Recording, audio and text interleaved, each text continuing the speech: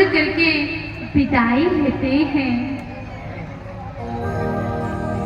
इधर अक्रूर जी दोनों भाइयों को रथ में बैठा करके इधर ले जा रहे हैं। अक्रूर जी बार बार मन ही मन सोच रहे हैं, मैं दोनों भाइयों को लेकर तो जा रहा हूँ मथुरा नगरी, मगर कंस दोनों भाइयों को नहीं छोड़ेगा, जान से वो खत्म कर देगा, मार देगा। अब उन्हें श्री यमुना जी मिली। श्री अक्रूर जी कन्हैया से क्या बोलते हैं, कन्हैया मैं स्नान करना चाहता हूँ इसी श्री यमुना जी में, तुम दोनों भाई इसी रथ में बैठे रहना। तो दोनों भाई बोलते ठीक है, श्री यमुना जी में जाकर के स्नान करते हैं। इधर जैसे ही डुबकी लगाते हैं श्री अक्रूर जी,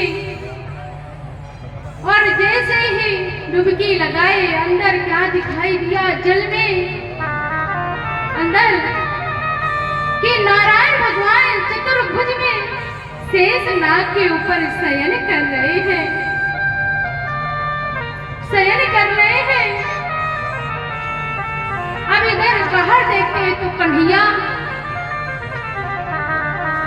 तो अक्रूर जी सब समझ गए कि मैं जिसे लेकर जा रहा हूँ यही साक्षात नारायण भगवान है। अब कंस बाल बाका कुछ भी नहीं कर पाएगा कन्हैया का। आते हैं अक्रूर जी, आकर के कन्हैया के चरणों में कोटि कोटि दंडवत प्रणाम किए। इधर जैसे ही प्रणाम किए रथ लेकर के मथुरा नगरी पहुंचे, और कंस सभी मथुरा वासियों से क्या बोल दिए, देवकी का लाला आ रहा है, वासुदेव जी का लाला आ रहा है, कोई भी मथुरा वासी लोग स्वागत ना करे, जो भी स्वागत करेगा यदि मुझे पता चलेगा तो मैं उसे सजा जरूर दूंगा, दंड। जो मथुरा नगरी की जो स्त्रियां थी बेचारी बड़ी भयभीत हो रही थी, डर रही थी कंस से, क्या काम करती हैं, अपने अपने छतों पर बैठ जाती हैं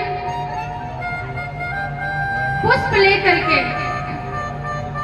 अब इधर कन्हैया पहुंचे और पीछे से ग्वाल बाल भी पहुंच जाते हैं मथुरा नगरी नंद बाबा को लेकर के। जब नंद बाबा को लेकर पहुंचे, कन्हैया बाबा को देखते हैं तो खुश हो जाते हैं, प्रसन्न हो जाते हैं।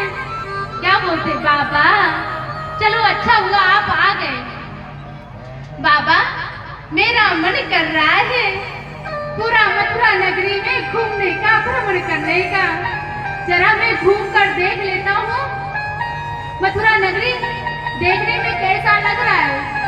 बाबा हम देख रहे हैं तो बड़े सुंदर सुंदर महल बने हुए हैं। बाबा अपने श्री वृंदावन में महल नहीं है, झोपड़ी है, कुटिया है। बाबा हम मथुरा नगरी घूम लेते हैं।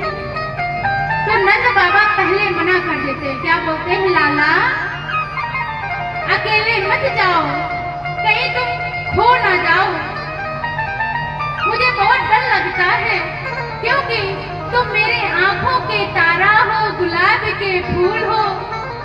तो कन्हैया जिद करने लगते हैं, बलराम जी से बोलते हैं नंद बाबा, बलराम तुम्हारा छोटा भाई जिद कर रहा है, जाओ अपने छोटे भाई का हाथ पकड़ के पूरा मथुरा नगरी घुमा दो जाकर के।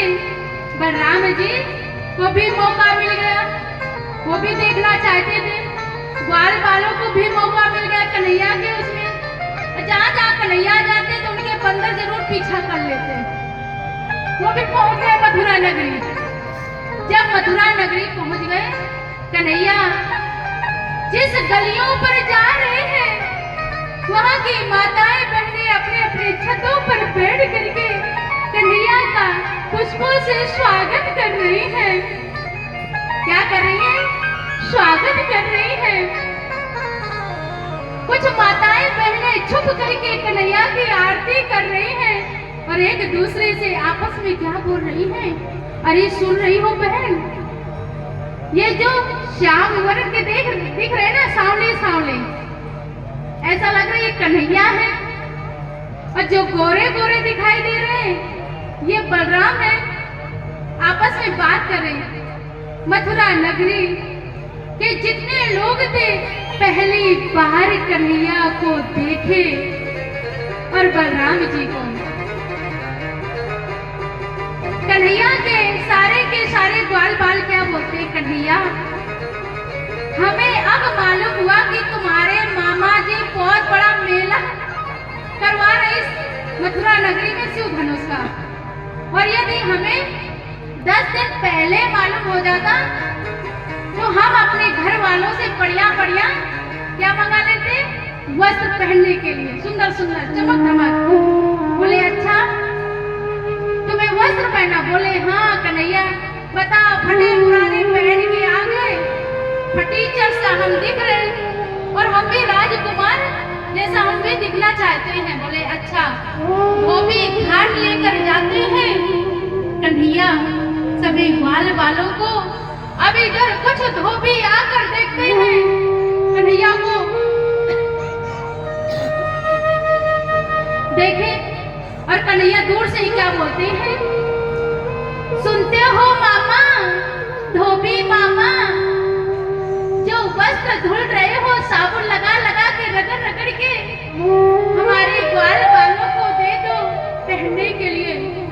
अब सारे के सारे धोबी लोग सन्न हो जाते हैं, एक दूसरे से क्या बोलते? अरे यही तो नहीं है हमारे राजा का काल मारने के लिए आया हुआ है। क्योंकि सभी मथुरा वासियों को मालूम था, कुछ लोगों को। अब इधर सारे के सारे धोबी वस्त्र छोड़ करके 9, 2, 11 हो जाते, चले जाते हैं। अब बचा एक धोबी। अब वो धोबी मणि मणिया सोच रहा है आज मैं इसको नहीं छोड़ूंगा, यदि मैं छोड़ दिया तो ये जाएगा और हमारे राजा को जाकर मार देगा, खत्म कर देगा। तो धोबी ने क्या काम किया? अपने हाथ में डंडा लिया मोटा सा और ले करके कन्हैया के पास पहुंचा।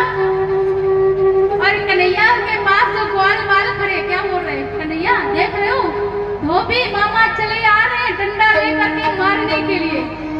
एक काम करो, जिस हाथ से तुम पूतना का उद्धार किए थे, आकासुर बकासुर धेनुका का, उसी हाथ से इस धोबी मामा को भी मुक्ति दे दो हमेशा के लिए। कन्हैया बोलते ठीक है। धोबी मामा पहुंचा, कन्हैया तुरंत दोनों हाथ पकड़ा, अब पकड़ के ऊपर चारों तरफ इधर घुमाया और घुमा करके एक जगह पर पटक दिया। उसके प्राण निकल गए।